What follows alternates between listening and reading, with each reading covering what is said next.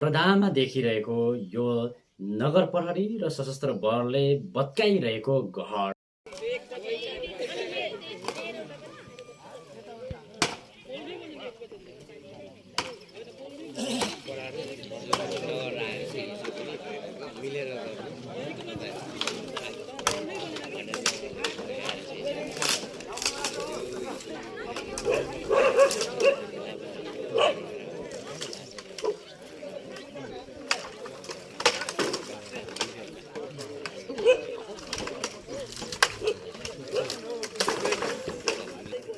यो नगरले नै सबै कुरा नगरले नै भत्काइदिएको छ तपाईँहरूले हेर्न सक्नुहुन्छ।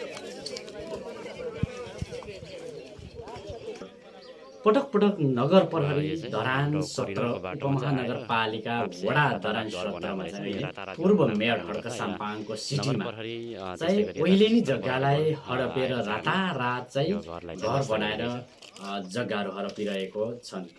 टिका साम्पाङको नाममा रहेको यो घर अहिले सशस्त्र प्रहरी बल त्यसै गरी नगर प्रहरीले भत्काइरहेको दृश्य तपाईँहरूले देखिरहनु भएको छ। चुनाव नजिकिँदै गर्दा 21को चुनाव नजिकिँदै गर्दा विभिन्न क्षेत्रमा लुकी छिपी निजी नभइकन यो ओइलेनी जग्गामा चाहिँ घरहरू बनाउने दिनरात घर बनाएर चाहिँ घर छाउँदै जग्गाहरू हडपिरहेको भएको छ। यसमा कस्तो हुनु भने नगर प्रहरीले चाहिँ पटक पटक ताकेता गर्दै गर्दा पनि नसुनेर जुन कुरालाई अस्वीकार गर्दै रातारात घर बनाएर चाहिँ घर छाइरहेको यो तपाईँहरूले हेर्न सक्नुहुन्छ।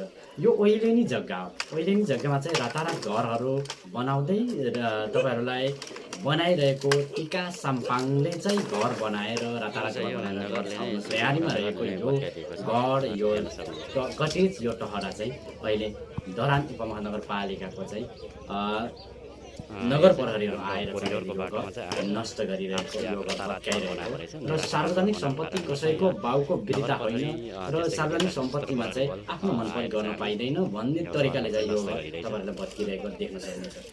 सामाजिक सञ्जालमा मात्रै नभएर यो 21 गते आगामी 21 गते चुनाव नजिकै गर्दा चुनाव आउन मात्रै 3 दिन बाँकी छ। 3 दिन बाँकी हुँदै गर्दा चाहिँ विभिन्न साथीभाइ विभिन्न यहाँका बस्तीहरूलाई चाहिँ विभिन्न समूह विभिन्न टिएलओलाई पनि जानकारी नगराइकन चाहिँ तपाईँहरूलाई यहाँ घर बनाएर चाहिँ जग्गा हडपिरहेको यो दृश्य तपाईँहरूले देख्न सक्नुहुनेछ। तपाईँहरूको लागि झन् सुरक्षित हुन्छ नि अब गुनासो नगर्नुहोस् दिदी होइन। हामीलाई पनि समय अब यस्तो